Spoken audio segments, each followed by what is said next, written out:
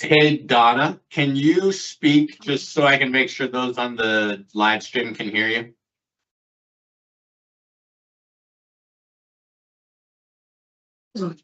Yeah, I can, I'm here. Can you hear me? Are you there? Yes, Hello? I can hear you. I just wanted to see if they can hear you on the YouTube. Hold on one second. You hear both of us?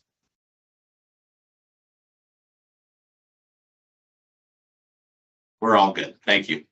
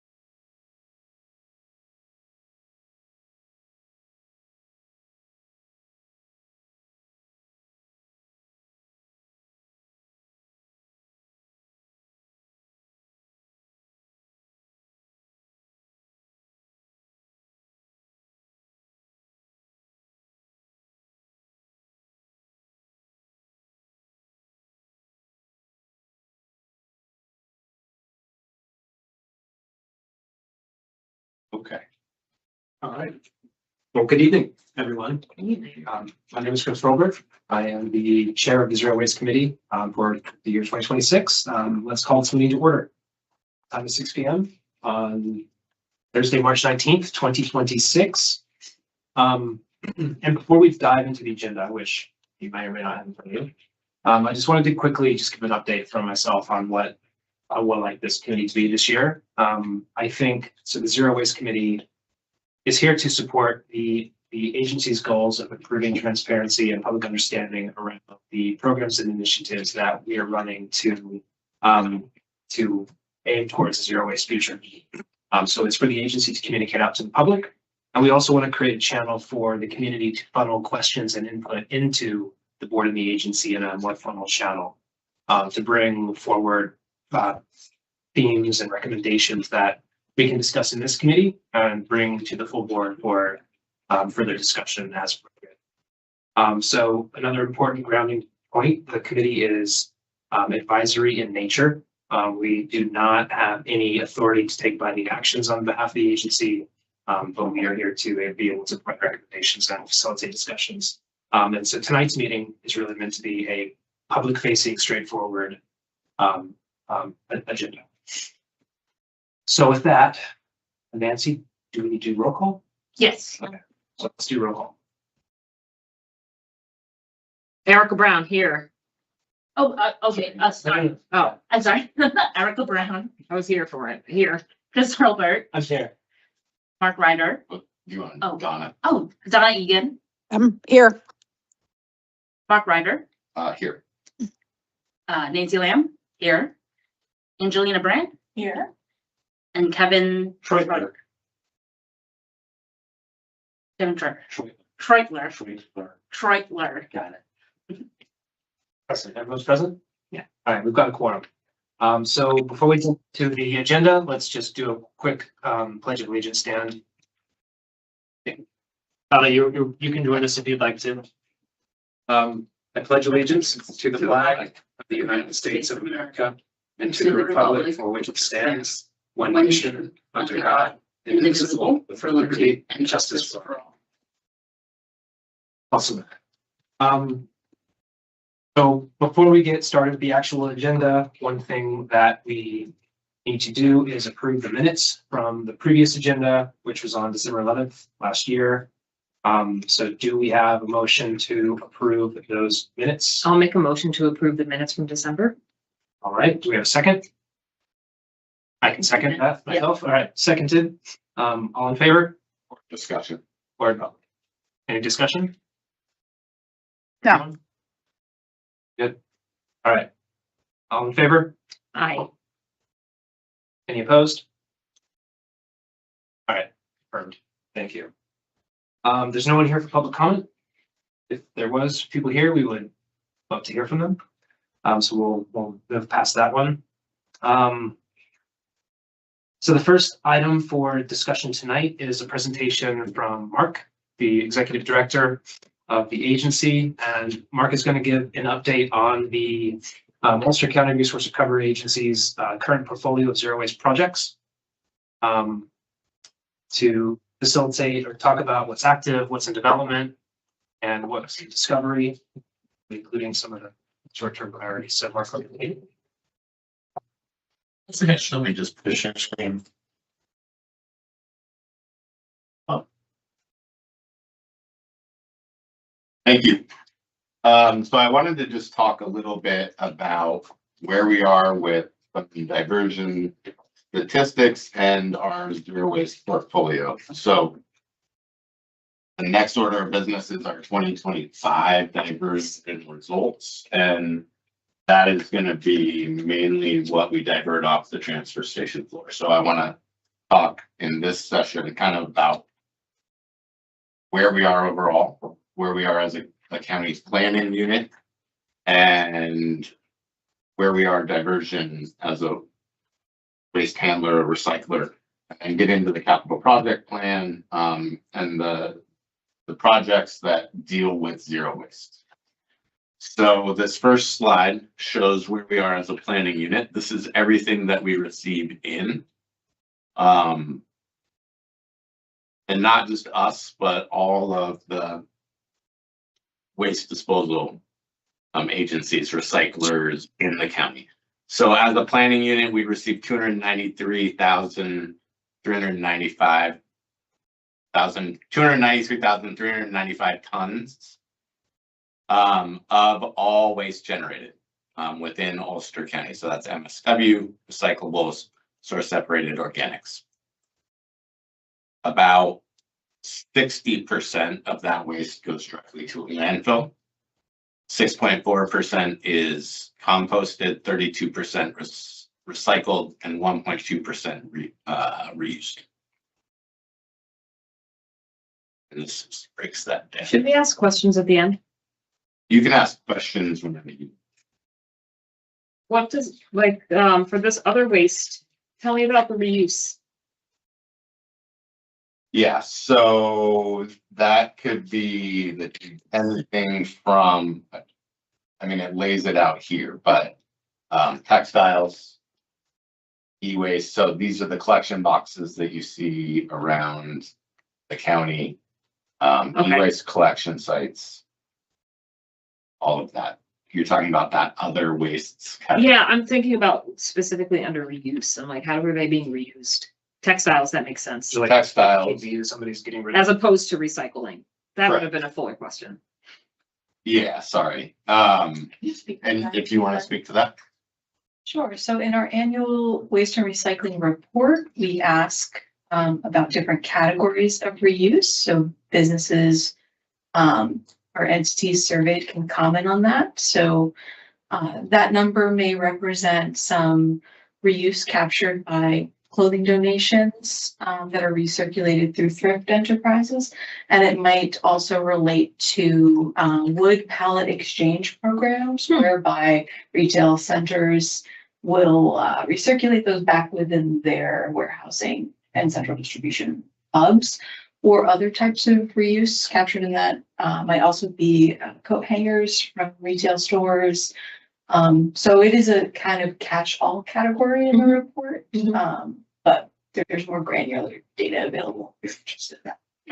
Curious. But it's primarily with like wood pallets reused and also a little bit of clothing and from thrift enterprises. So that is very difficult to estimate and really capture that. Thank you. What about the source separated organics? Like that's a pretty large number, but how's that reused? Is it Farm, like animal feeds is one. And then also donate, like food donation. Oh, So okay. there's food donation programs where. Yep, makes sense.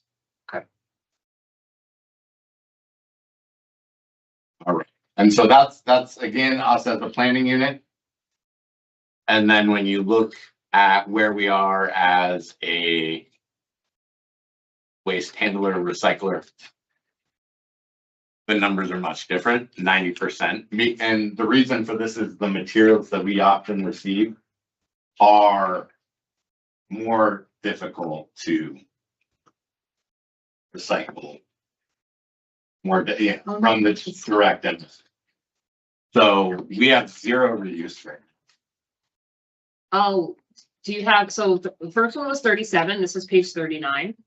Well, so 37 and then 38 was on the back and then 39. Did you go over 38? It was just the. Oh, okay, it was the highlighting. Thank you. Yeah. Okay.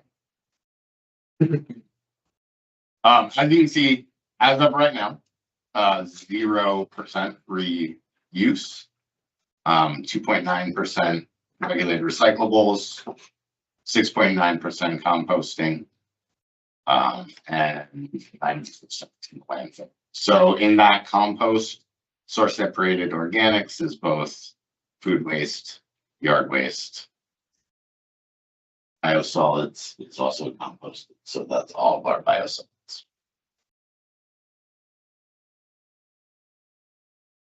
And then flipping over to 40 just highlights those numbers.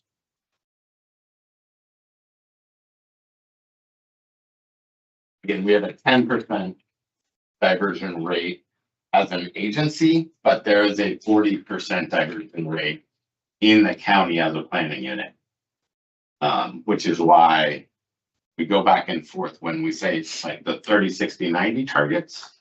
It needs to be for both, but it needs to be for both the agency and what we're receiving in and as a planning unit. So we're way past that as the planning unit, right? And so some people might say 30% by 2030, you're already at 40%, but not there as an agency. Mhm. Makes sense. Is that gonna be impacted as the center comes online? Does that get treated within the waste and recycling handler category? It will for like the one of the projects in our next slide is the secondary diversion project. So that the plan is to receive waste over the scale. If there is a hauler, we would send them to the regular tipping floor. If there is a C&D type haul, like the trailers or bulky waste like furniture, we'd send them to the secondary diversion building. Much as we can divert there to the reuse center, we will, and then anything else goes back to them.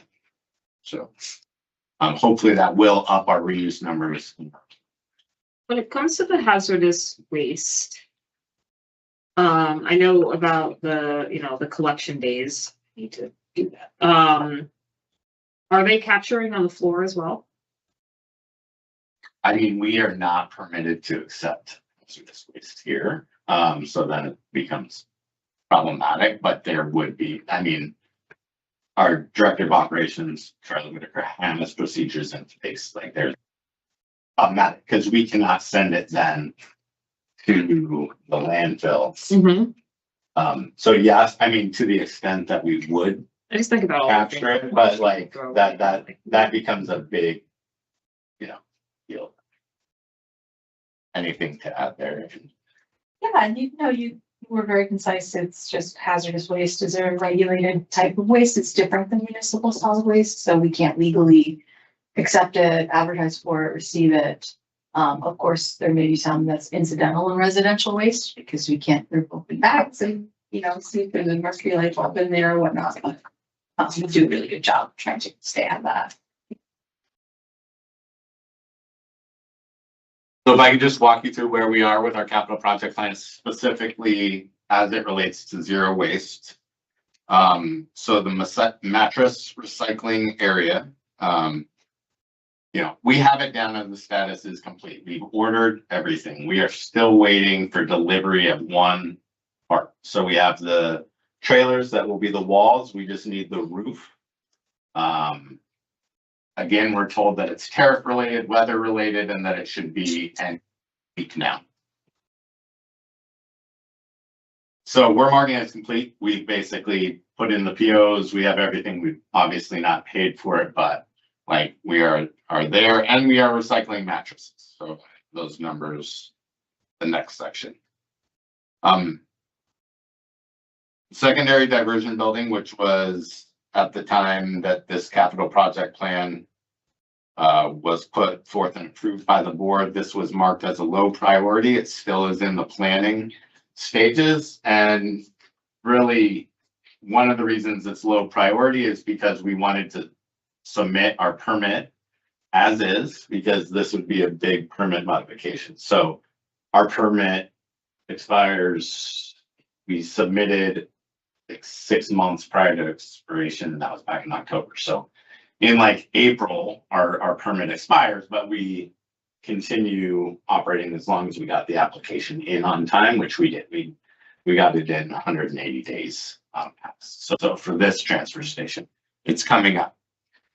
We want to get that permit approved as is, and then we'll do a permit modification for the secondary diversion building and a couple other things.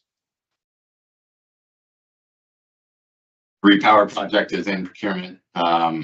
Next month you'll have the contract with you. I wasn't ready to send it over to them yet to have it try to be on the agenda, and the team from Big Reuse, I think it would have been difficult to get them here next Thursday. So we're going to take that up in April. We're still at site selection. They were up last week. We looked at 6 sites. There is not a perfect site. that we've located, and so they're kind of going back, talking with their partners and trying to really drill down on what exact size they need. Because I think based on their proposal, the size, there's really not anything available in this area. Is that, are they looking for warehouse style structure and that's not available? And so, They're looking for both warehouse and retail. So there's both industrial and retail uses, or warehouse and retail uses for this. So like iPark might have been a place for the building materials and warehousing, but it's not a great place to have the public come in for retail. And there was a site where the old Gander Mountain was, like right next to where the new Dick's over by the mall is. That's 17,000 in great retail space, but no warehousing and no. So other sites that we've looked at that were big enough to house both were in really bad shape, would need lots of work from a capital project perspective. I'm gonna skip the weatherization upgrade, compost expansion.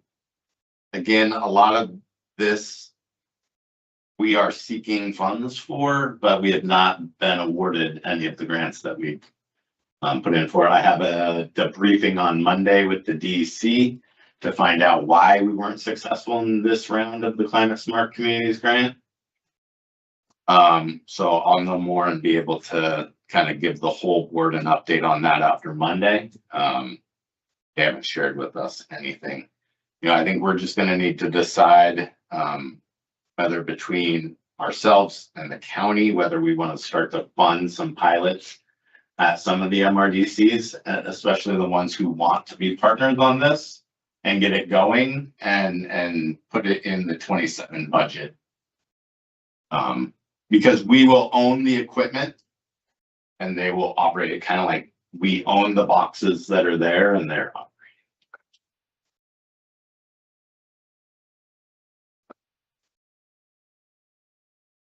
Those are the main zero waste related.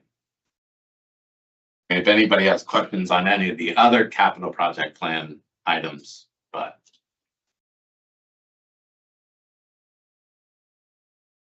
not for me. What's the alternative tech?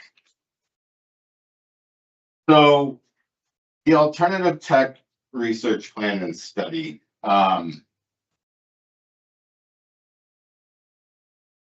this capital project plan was put together prior to the RFP going out for diversion. Mhm. And so what was gonna maybe be like a planning study to try to look at some kind of alternative technology and have like a research pilot plan, ended up becoming the RFP. And so we say design because it's like a substitute. We're not gonna spend the 150,000 that we were gonna spend in a planning document, but we won't need it if we go forward with the global end. Donna, you came off mute. Intentionally, you have a question? No, no, I was off mute for a while. Oh, I'm okay, good. sorry. Yeah, I'm good. I saw you putting a bike rack on earlier. Oh, yeah. Pony bike, hi. So does anybody have any questions about like your? For me, the only, like, as these things come online, do we have any ability to forecast or just predict time the impact that these projects are gonna have on the 2026 diversion numbers? Or is it still too early? It's still too early in some of these project phases? I would say, The repower is gonna make obvious improvement in some of its categories, I think. but not for 26, Okay. because our goal is to get repower up in like fourth quarter. So you're not gonna see a lot, and so the matrix recycling area, you're gonna start to see some large, diversion numbers from that. Not on the secondary diversion building because it's still in the planning stage, is repowered. Compost expansion, you'll see because we got the permit increased from 5,000 to 7,500, its potential is there to get us higher, but we didn't see that at the end of last year. Like one of our biggest food waste customers that disposes here, organics, they've backed away on selling because when we had to pause accepting their food waste, they took it to other markets. They found farms and they found different ways to dispose of their food waste. Yeah. And so getting them to come back, I mean, they've come back a little bit, but not as much. Like we're starting the year this year with lower amount of compost than we had at the beginning of last year. And that's not a good place to be. Is there an incentive for them to want to come back?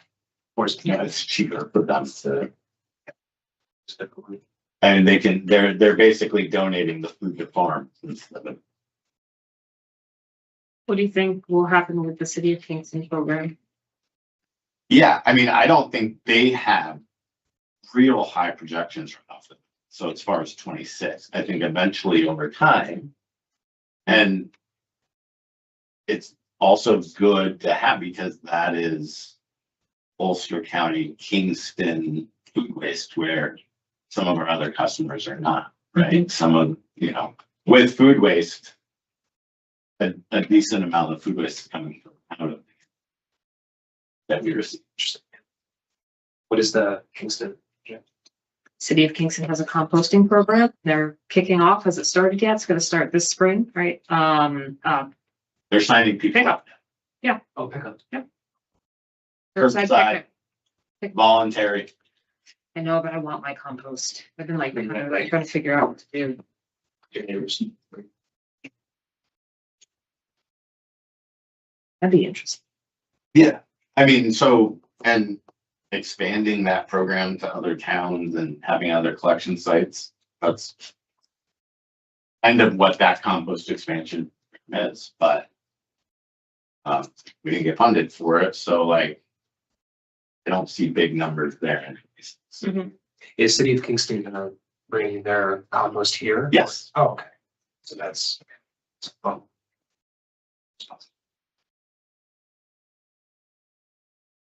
All right, I could jump into the diverse results. Do you want to go open that?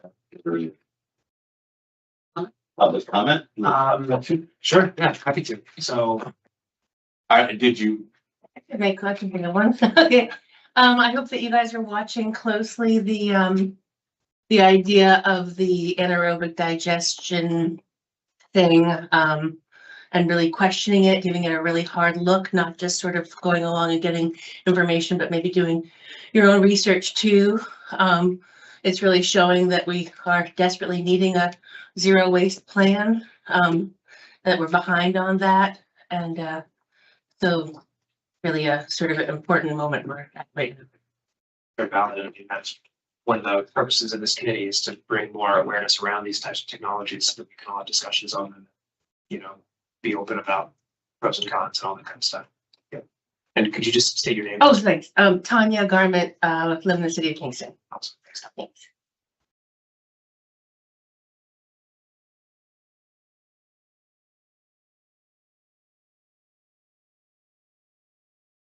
Oh, one more thing. Also, I know that the Ulster County commingles everything except for 1 and 2, that there's a market for 1 and 2, and maybe you could get a market for 5, but now there's no market for 5 really realistically because we're commingling it with all the other numbers. So I hope that's always on people's minds, that that's just sending trash around the world it's never going to get separated again. And that's some pretend cycling. Thank you.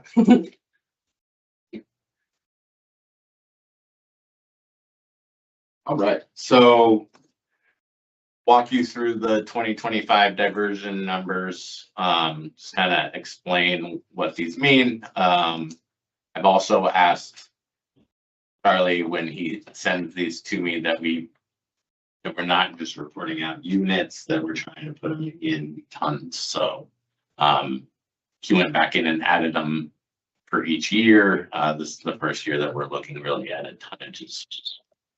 So we have 427 units of batteries that we pull off the transfer station floor, which is 8.54 tons. Tarp deterrent. So we have a tarp fee if somebody comes in with an untarped load. That's here. It's not really a diversion, but it just gives you an idea of what we are. It's actually going up, which we have to do this through a permit. We have to only accept tarped loads, but they allow us to accept untarped loads with a fee. You'd think that with a deterrent, you'd see numbers go down, but they don't. It's $5, right? Yeah.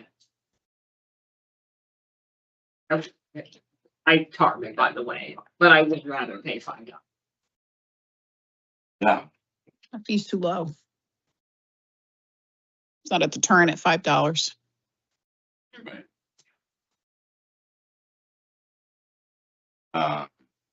So clean wood, 242 tons. Rubble, and again, this is rubble that that is going to a different place and is getting recycled and pulling off the transfer station. OCC mixed news, 25 tons. So that's cardboard, OCC. Propane tanks, devices, so those get pulled off and then we recycle the metal. Tires, wire, ballasts. The one thing, I mean, if you look at this, the trends overall, we are going down in numbers, but that has more to do with over at the far right, there's the overall numbers. You know, our overall tonnage. It's been consistent over, I guess, the last 3 15 years. tons of deer, huh? Yeah. Don't know. Yeah. And I mean, a lot of these numbers are going up. You know, each one, again, this is food waste that's pulled off the floor. So it's up from last year, although last year was down. E-waste is down, Freon is slightly down. 30 at 99 tons. Brush is slightly up. Light iron is down. Any of these increases or decreases surprising at all, or is it stand out? Well, are we diverting dead deer? We, Just, so it's not, those are not off the transfer station floor. Those, they come directly to us, but we have an animal mortality, I was gonna say mortality composting facility. I said Mortal Kombat.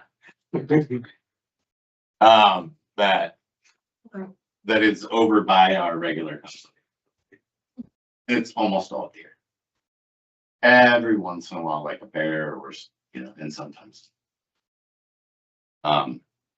There's companies that have contracts with the county, with the towns, with the city. If there's deer on the side of the road, they have to pick them up and they have to bring them to a facility like ours. Mhm. We don't add that to the rest. We've never thought about that. Yeah. Okay, thanks. Any questions, Donna? You No, good? I'm good. If this is gonna go forward facing, he might wanna change Cooper to copper. Okay. We had no Cooper or copper this year, though. Have you done? Like I said, just one other question. I mean, this is good trends till today. We know we're, in March, we got a lot of years to go. But are there any like significant areas where we feel that programs that we're initiating right now with some of the capital diversion stuff, like is that going to getting these numbers by increasing them? Or is it just? We just continue watching and seeing things more. So I would say, I mean, if we were to go through with the global energy project, I don't know that we would necessarily track these numbers, but many of these things would go up. Tennessee would go up with the bag shredding and the mixed waste facility. We would see a much higher.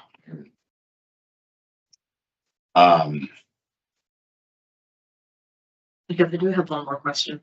The way that we have the e-waste and the hazardous waste collection. Is there anything else that might be beneficial to the agency to have a collection event around? Yeah, Tires. I think partnering with like, they have the coolest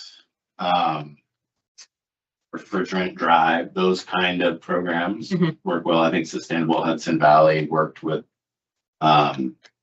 in partnership and trying to get the Freon appliances out, and so they had a collection drive for that.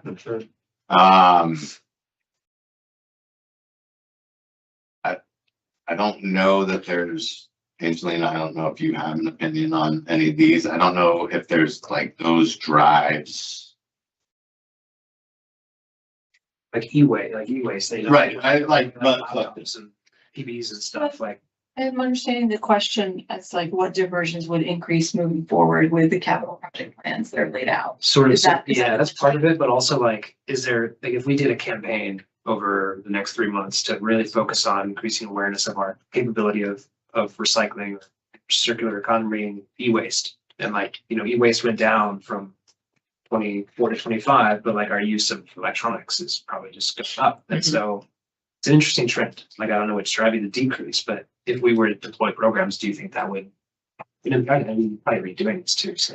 Yeah, I mean, if I maybe direct my answer, I would make an assumption based on some of my experience talking with customers that the e-waste diversions are not a result of negligence by the customer.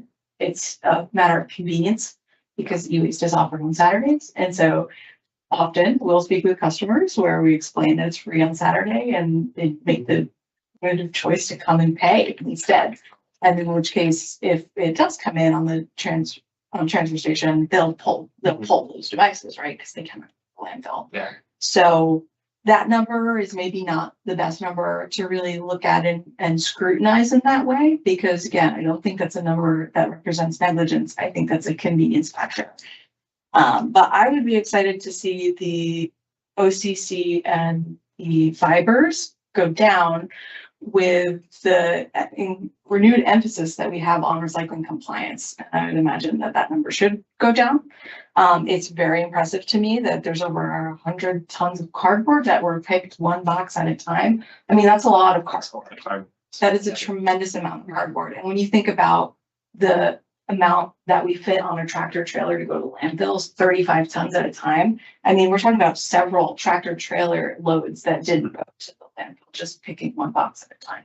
So that's impressive. I'm impressed by that. They're doing a fantastic job, but ideally I'd like to see that number be lower, or as Mark pointed out, the capabilities of the mixed waste sorting, you know, we could also potentially capture a lot more. And I get your point, like, if people are, maybe correct me if I'm wrong with my assumption here, but if people are recycling things before it even hits the floor, these numbers are gonna go down, right? This is just what you pulled off the floor. Yeah. So actually, it's a good multi-year trend to see cardboard go from 190 to 125 because it proves that people are recycling before it gets here. So, interesting. Okay. Thank you. But can I just revisit the electronics again, if you don't mind? Sure. So, you know, that's something I've advocated for over the past number of years is, you know, we only do a collection on Saturday. We seem to be, and we don't even do it in the wintertime, if I recall. So it's very, very limited. People have a lot of electronics. It's a big nut, and we should consider having better electronics collection. Either working with the transfer stations to have them improve their programs, having a daily availability to drop that off? Because I would agree, anybody going to the transfer station, Kingston or otherwise, they're not going to come back on Saturday if they're there on Tuesday. And so we've been very resistant to any kind of change in that regard. It's a huge item. It's an obvious item. Most other municipalities, most other counties planning units are more flexible and agreeable on that program. And I know it was just kind of breezed over, like this is what we do and too bad, but this is the type of thing we need to be looking at more closely and driving and making a change on. We can't say, this is the way we've done it in the past, and this is the way we're going to do it in the future, and actually affect any change with our numbers. Yeah, I mean, I think that, I hear you on that, and I know this is a point you've raised many times. Part of the one project that would have another impact, that I didn't get into too much, but the new on-site MRDC, which would be located over here, like over when you first enter, there's the gate and then there's a secondary gate. The goal of that is to have both full, like when it's open, which would be most of the time, e-waste collection and to a different degree, hazardous household waste collection. Now, if we do hazardous household waste collection, we have to have a chemist on site. So we would have to hire a company that would provide a chemist, and we would only do it during certain hours, but it would be more than 4 times a year. And we'd still have to have contract on disposal. We'd have to store. Very different program. But that would add to both of those things. Right. As far as just having e-waste collected here at the office, the executive director that was here before me tried that, and it didn't increase our e-waste numbers, and the DEC was not happy about it. It didn't look good. There was e-waste kind of all over the parking lot, and it was not a program that was beneficial to our residents. If there's a different way to do it, we can always look at that and evaluate it. But it didn't change the numbers. We didn't collect more e-waste when we were doing it. So, And the second diversion space will be more of a strategy to do that well, yes. as opposed to doing it for the sake of doing it and having there be a mess in our yard. Well, no, this is that's a different project, I think, right? You're talking about the MRDC at the transfer station there. That's different than the diversion, or is that the same?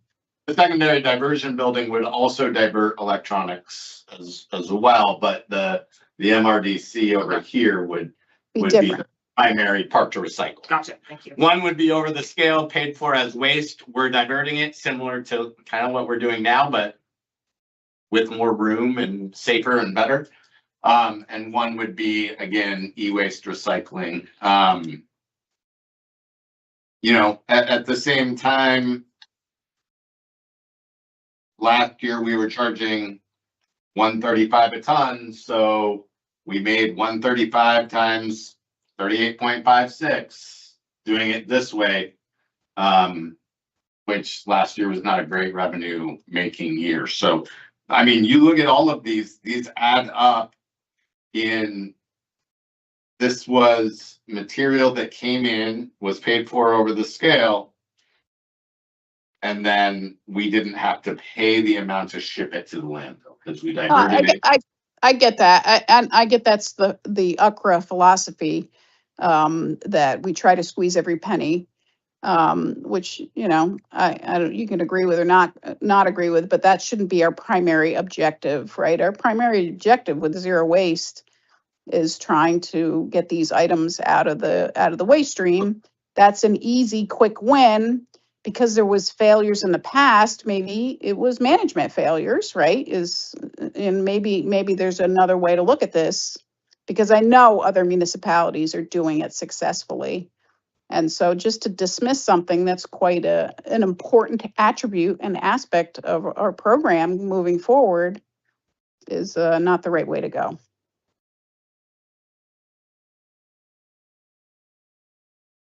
I'm just asking you to reconsider it. Totally fair. Any other questions, comments, trends you've seen in this data you want to talk about? Anyone? I'll bring up, textiles. We've talked a lot about textiles.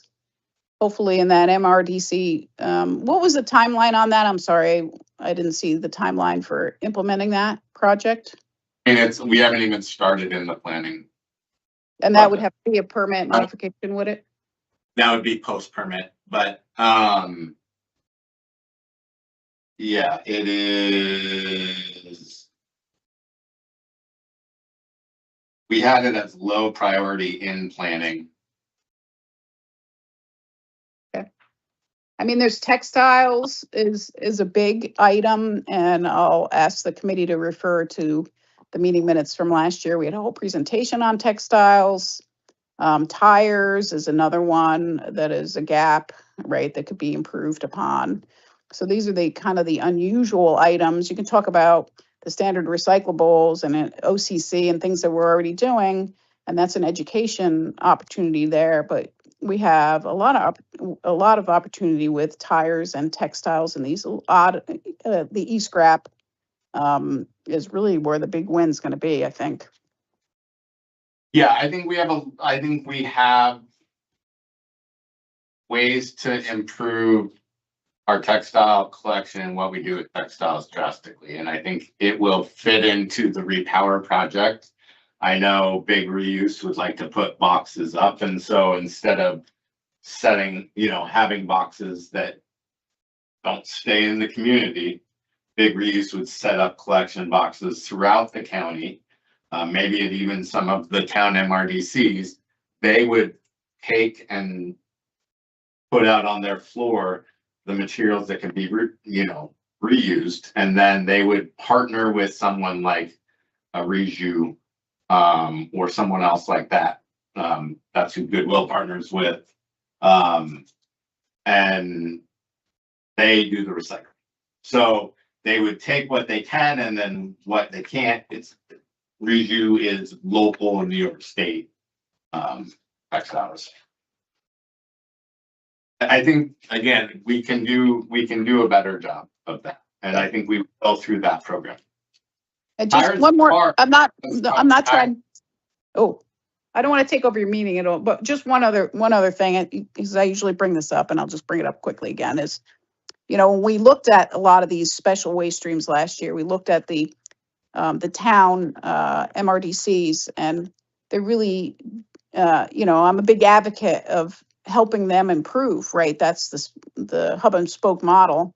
And we saw that there was a lot of them that weren't doing textile recycling, or weren't doing tire recycling, a collection of scrap metal. Scrap metal's huge, and so what are we doing? What are we doing to coach them? And I know we had new contracts and we asked them to participate fully, but what actually are we doing to engage them and have them start collecting these items? That is least expensive, biggest bang for the buck. I mean, we have a lot of these big building and big capital plans and the reuse center.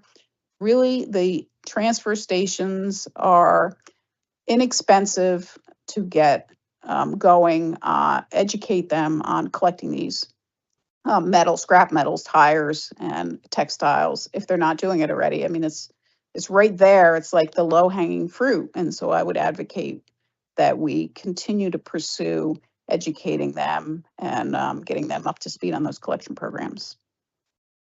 Yeah, I mean, I will say Angelina has done a lot of work on that, and not just through meetings that none of them attend, or 5 or 6 of them attend, but sending out information to the relevant people and letting them know what's out there. But we don't oversee or direct or do anything. They're operated by the town, so we can, one of those lead a horse to water, like we can't force them to take on these services, but I can assure you they are aware that they're out there.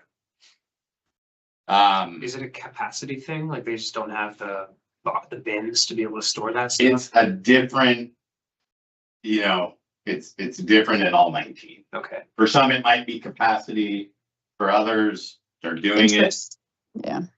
Interest. And so like we are at a good time and I'm setting up meetings to do one-on-ones with all the town supervisors and especially the new ones and have conversations about that. Not just about that, but you know, about everything, but it's one part of the topics, but you know, I'm trying to give them a little breathing room. This is not their biggest priority just coming into office and then also they're all up again this year. So like, We do what we can. but I just don't want you to think, Donna, that because they don't come to these meetings, there's not like information that's going out to them. Well, if it's ineffective, let's try another way, right? Emails are ineffective. So a lot of face-to-face. I know you're working on it. I give you a lot of credit for that. You know, there's a lot to overcome because for a number of years, the agency might have not been perceived as very receptive, you know, and so I know you're trying to overcome that, but I'm not a big fan of just blasting out emails. I think a lot of face-to-face works a lot better, and I appreciate you doing that. Okay. Was there anything else, Mark, you wanted to talk about with diversion? Just the last little bit is these mattresses. Yeah. So we have the mattress recycling program that's been up and running since January. It was a little slow in the beginning, so you can see here we were down in like the 39, 34, 66%. We ended January with 47% of the mattresses that came in went out for recycling. Again, I think I had it like talked about that. The operations manager of the recycling company had kind of guided our staff on not doing box springs. And so really that's half right there because most mattresses come in with a box spring. Does that mean 50% are not getting recycled, or what does that mean? Yeah, it does mean that part. So some of it is, I mean, those numbers are much higher now when you look at it. It was, again, the program started out low, but we were upwards of 50%. Again, they were told not to do the box springs. And I think that actually lasted through parts of February. And then they've given us guidelines on what they will take. So anything contaminated with bed bugs or other things like that, or with evidence of bed bugs, they don't accept. So those automatically get thrown in the landfill. So we were up to 50% by February. And then it should be almost 100% though. I mean, that's what comes in goes out in most cases, except for these couple of bed bugs, right? yeah, I'd say where we are right now with March, 78, 72% is To ramp up, right? Like, getting a little bit higher, but yeah, you're not gonna see, I don't think you're gonna see 95% numbers. So the more interesting metric, and what I'm getting at here is the more interesting metric is the percentage of mattresses diverted, right? So we want to know what we're collecting out of the waste stream, and there's going to be some losses there, obviously, but that's the way more interesting metric, like of the 100,000 mattresses that are used and disposed of or otherwise gotten rid of in the county, like what percentage are we capturing? That would be an interesting metric, I think, and I'm sure you're capturing that somehow.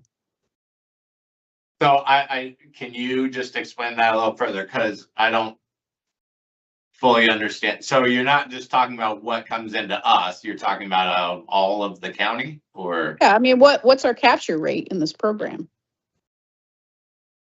Right, well, our capture rate for the first 2 weeks of March were 78%, 72%. No, of all the mattresses disposed of in the county, we know, I mean, we can estimate that. We have waste composition studies. How many are we actually grabbing out of the garbage and putting into the waste? Like how many are we capturing? Is that 100%?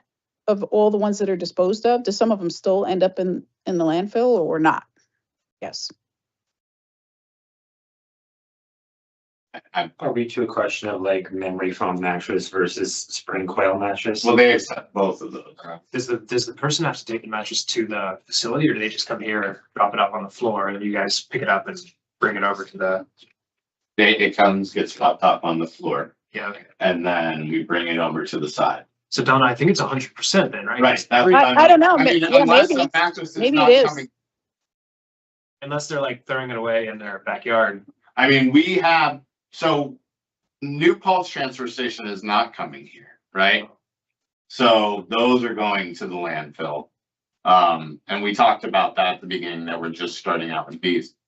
I don't know, unless you have mattress numbers from your reports, but So I'm understanding the question as, what percentage of total mattress waste that's generated in the county flows into the agency programs? And Yeah. as a percentage, what's our share of how much we're actually seeing?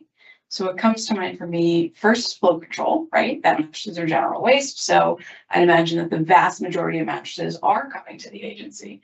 Okay. The scary thing that comes up for me is that some mattress companies do provide exchange programs because they independently have a mattress recycling program, like with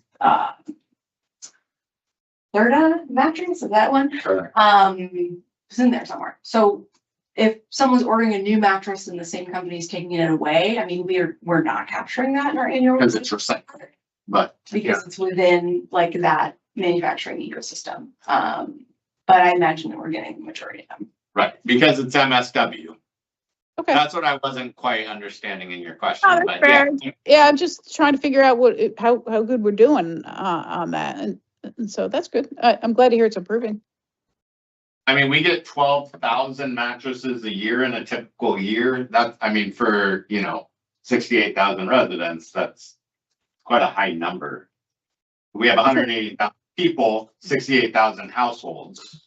So 12,000. so we get 12,000 mattresses a year, but we only got like 181 that came True. to us. So where are the other ones?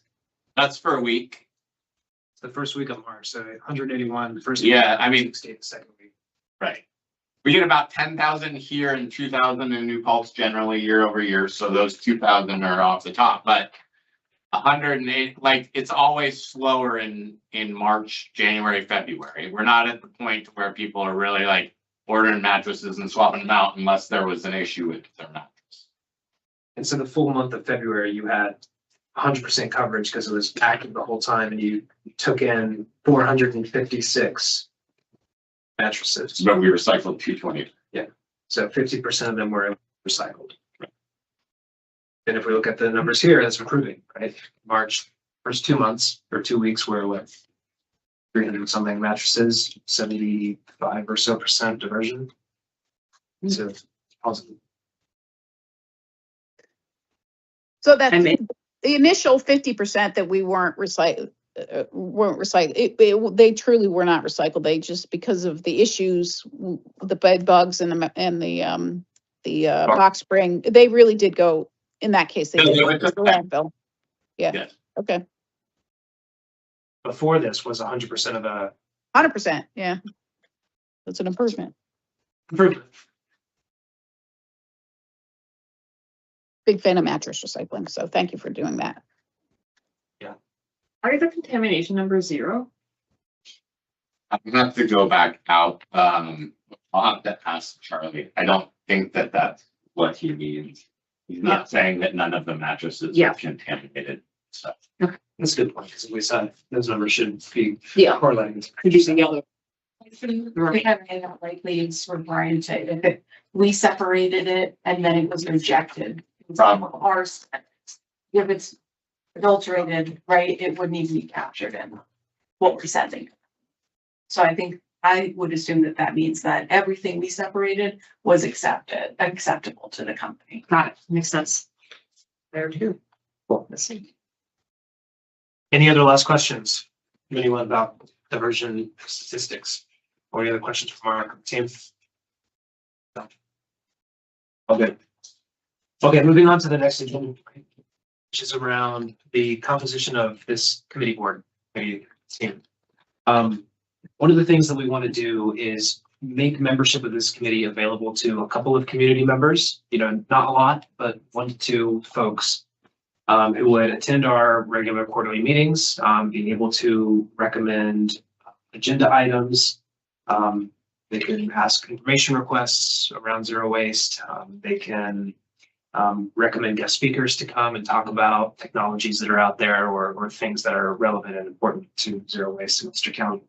And so I want to use just a few minutes here to talk about how we can communicate this to the public, that we're offering this as an opportunity, and talk about some of the qualifications that we'd be looking for potential other members to join this committee. My thinking is we can align on some of these details now, and then ideally communicate this out to the public. And by the end of May, hopefully have a few applications in that we can sort of go through, confirm who we want to join, so that when we have our next meeting at the end of Q2, which will be in June, we'll be able to have those members present and here and active and involved. So I've got some ideas of like criteria that we'd want to look for, which I'm happy to talk about, but want to just open it up to the rest of the committee if you've got any initial ideas around this. No, but I'll have lots of thoughts coming through about equity of process, and so I'll have more Cool. moving forward, but that's. Yeah, definitely. Donna, do you have any initial thoughts? Yeah, I mean, a couple things, representation from different groups, you know, different areas of the county, you know, different, so that's important. But also consider, there were a lot of applicants for the board, you know, and they have an interest. And so it would be certainly desirable to keep them engaged. And so possibly reaching out to that group of people, there's probably 10 applicants, right?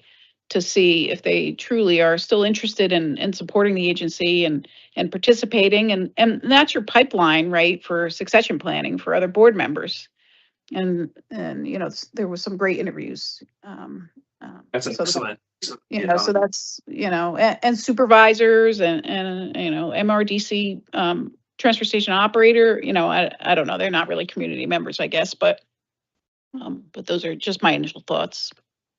Yeah, I think that's great. No, that's kind of what the point is. How can we build a pipeline of people who would want to join? And I'm thinking like, we want to look for people who are obviously, you know, part of zero waste and care a lot about that and care about this, but I would also prefer to have people that have experience working in zero waste operations. So we're bringing people that have credible experience doing it.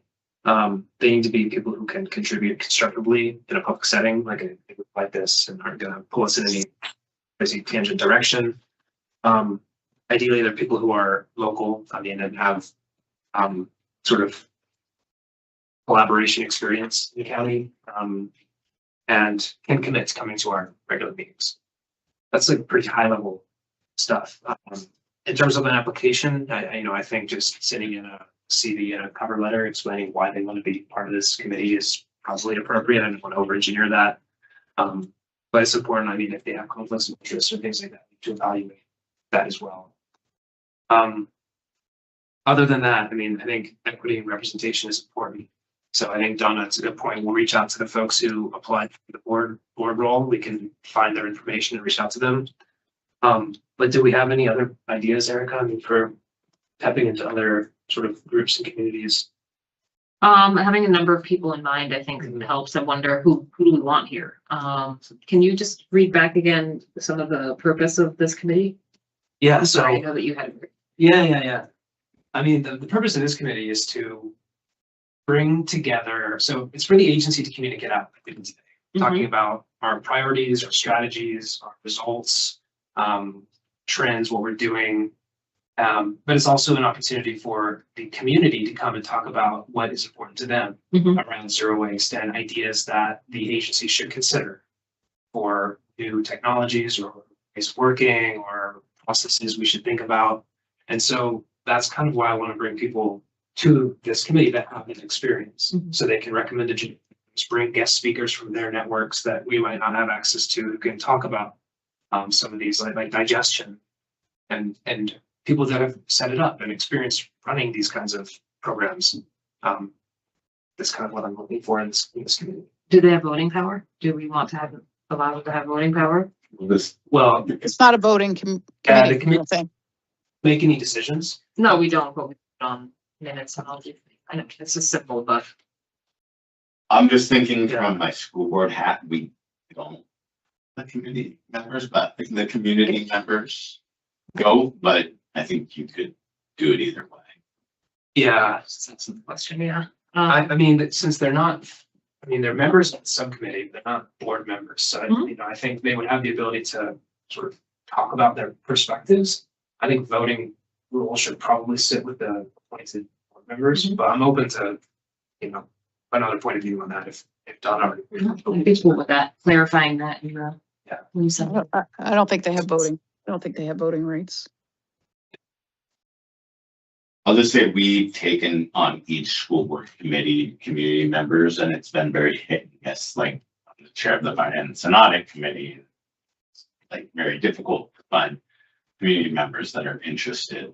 Some of the other committees, I think this would be one that as long as we're advertising it widely, getting it in the right hands too, like some of our community groups that are advocate for this type of work, I'm sure will spread it far and wide, and I think we should be able to get it in the hands that you have quite a few probably people sending the cover letter. How many seats are you filling? Well, I think that's for us to decide, right? And in my mind, it's no more than 3. Like, I don't want to over index on community members. I think there's 3 regular board members that are part of this group. I think having at most 3 community members would be a good sort of mixture, but open to less if you have a strong point of view. You should have an odd, if the voting is still, you need to have an odd number, that's all. Yeah, no, fair. I don't think we need to give voting privileges to the community members. What would you vote on, really? You would really only vote on bringing things to the main board, to the board, because the board's the only one that can vote on initiatives, so I don't know. Is it that kind, I don't know if it's a voting type committee. No, I mean, really, what I think my role in this committee is to bring recommendations and themes to the main board for discussion and input. And I don't think we necessarily need this subcommittee to vote on the items that are brought forward, because we're all part of these discussions. And there will be some type of an update that is brought to the board. That's my thing, just like a Committee. an update of what was discussed, sort of what the feedback was, what the discussion was, what the guest speaker came to talk about. Those types of insights we'll package and bring forward. And so in that case, if the committee members are not voting, then we still have an odd number of board members. Correct, yes. So we could have 6 committee members in total. But I just want to clarify, I think what we said in the beginning, Chris, though, us affecting a vote, I'm sorry, I don't have my video on, but the 3 of us, if we vote on an initiative, right, because we're board members, that's a quorum. And so does that mean, does that pass, or it still has to go to the board? So I don't know how that works in bylaws in terms of, parliamentary procedure, but would we, the 3 of us, ever vote on anything? And does that actually mean we represent the board because we are a quorum? No, we don't. I mean, we're a quorum, but this committee does not have any voting authority. We can't make decisions on behalf of the Elk board. We can only bring recommendations into the full board for voting. Mhm. Yeah, so I mean, the voting for the other members then is kind of irrelevant then, I think. We wouldn't be Yes. voting on anything. Just like approving My agendas, question. right? Like, the 3 of us will approve the agendas, minutes, those kinds of things. The committee or the community members can recommend agenda items. But we would ultimately be able to say yes or no to those things. That's a good question. It seemed that there was 2 conflicting sort of, they sounded conflicting. You said that it's your job to decide what to report to the Main board. Elk board, but then you also said that this committee would vote on recommendations to the main board. No, that's a good point. So I think my role as the chair of the board is to package that and bring it to the main board. So we probably actually don't need to vote on recommendations that are discussed here. the voting, it's not even voting, that's probably not the right way of describing it, but when we have an agenda, we agree as the three main members what is going to be discussed there. Consensus. Yeah, consensus. And, Yeah. ultimately, is it still say no, but I wouldn't do that most Do you have that in your bylaws that you can say no? to agenda items being proposed. Yeah. I think in the bylaws, it says that the chairs of the committees create the agenda. I guess it's my role to create the agenda. I can seek input from other members of the committee. But what about relaying, what gets relayed to the main board, I mean, this is an open to the upper board? meeting, right? So we are live But streaming. what about like on YouTube. recommendations, specifically advisory recommendations to the larger board? Is that something that you're deciding on consensus, or is it something that you're unilaterally or have veto power on? I would have, my understanding is as chair, I would have unilateral authority to. Is that written somewhere? That's my understanding. Do you want to decide this one, or is that just assumed? Honestly, it's probably Okay. Yeah, we gotta Maybe- research this a little bit just to see what it's, the implications are, that's all. So from a process perspective, I will write up the notes from the meeting, the discussions, the guest speakers, et cetera. So are we saying then I will share that with the other board members, part of the subcommittee, and then we will, if we have consensus, provide that to the main board? No, sorry, just for advising, I think your updates are your updates. So there's a section of the agenda that asks for the chair of each committee to provide an update on the committee. Yep. You would provide that. I think Like a in the summary? past, yeah, a summary. As an advisory board, if there was something that staff brought to you, I'll give an example, and I don't know that we want to wait until June on this, so I don't know that it would necessarily come through here. I would bring it to the regular board in April, but at some point we should probably adopt the zero waste hierarchy. Now, if this was meeting every month, we probably could wait to June to the next meeting. We can hold another one. But having that, running that through this committee would be something that would be advisory Mhm. and you would take a vote on. I think so if Donna and Erica voted yes and you voted no, that's still, Still passed. it would still pass. Yep. I think that's the things that we're talking about differently. You're talking kind of more about your update. Yeah, But, okay. It just That makes passes out of committee, that's all, just goes to the. right, and then it has That's to all. get a vote. Yeah. Right. It has to then be voted on the agenda, voted on the regular board meeting. Yep. To adopt the zero waste hierarchy. That's an example. Need to understand that all these things, that's great. Well, just one other point, I'm sorry, is, quarterly is not very often for this important meeting. I know that's what the chairman would like to do, but there's kind of some urgency that's going on, and, maybe meeting more than quarterly might be advisable. No, good input.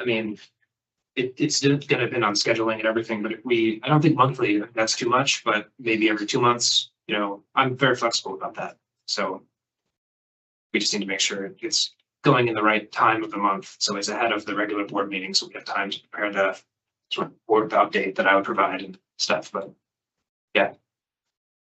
A lot of information to cover, and if we could take it in smaller bites, it might be easier for us to help and handle. And for consideration, something that seems to work, feel good to me, are meetings that are every 6 weeks. It's not as far away as every other month. It's just a little bit more consistent, but not too consistent. And I feel like we also have the opportunity to say, we don't need to meet that month. It's true, that's true. It's offered 6 weeks always feels really good to me. It doesn't feel, eventually, sometimes committee meetings can feel like, No, I think sometimes nice to have it right before the other board meeting. It's kind of good to parlay it together, but 6 weeks would be good, certainly better than quarterly. for your consideration. no, I think it's choose, but I think we're all here. So, I'm fine with 6 weeks. We can plan towards that. That's what the committee believes is right. I I think we think, should meet weekly, I want to meet every day. every day. so all I would suggest is that it's a regular. Yeah. Whatever it is, and I hear what you're saying as far as like 6 weeks is not too far away, but further away than monthly, but Mhm. like having it be the second or third, I mean, we have one member of the public here tonight, and so. And it might be because you meet so infrequently. Right, but I'm just thinking like if it's not on a regular like Cadence, yeah. cadence, then, and 6 weeks is regular. So I mean, but like whatever it's almost better to set, like maybe at the next meeting, you set a yearly calendar that we can put out there. And so people know well ahead of time whenever you kind of decide when the next meeting. I think last year we did monthly, but we did cancel it if there was not a great topic or if it was a holiday or something like that. But we had the cadence of monthly, and I think we probably did 7 or 8 meetings because of that. Sometimes you need to have more meet. Sometimes there's more hot topics, like you just mentioned something, Mark, that maybe we need to meet on sooner than later. Okay. And I would assume that if it was stayed quarterly, if there could be ad hoc meetings, assuming that the committee can get together, if there was something like that that needed to be addressed. I'm happy to work with you both on a schedule of work. Get So, there. yeah, we'll get there. Well, but I think it's really good. Propose every single They thing. communicate. I mean, we could do 4 weeks, just kidding. But I think you're right. Like, let's get a calendar down, let's publish it, so we give everybody in the community time to actually like understand when we're gonna be here and talking. Goodness. So when do we How want to call out Sorry. for community members to join the committee? So I need to create the sort of applicate, like, a job description, you know what I mean? Like, call for applications. Ideally pretty quickly, Mhm. now that this meeting has happened, and we are, agreeing on the details. So I don't want to commit to like as soon as next week, but ideally I'd have a draft of that ready for you all to review, and then we'll publish it, start sharing it to our networks. Yeah.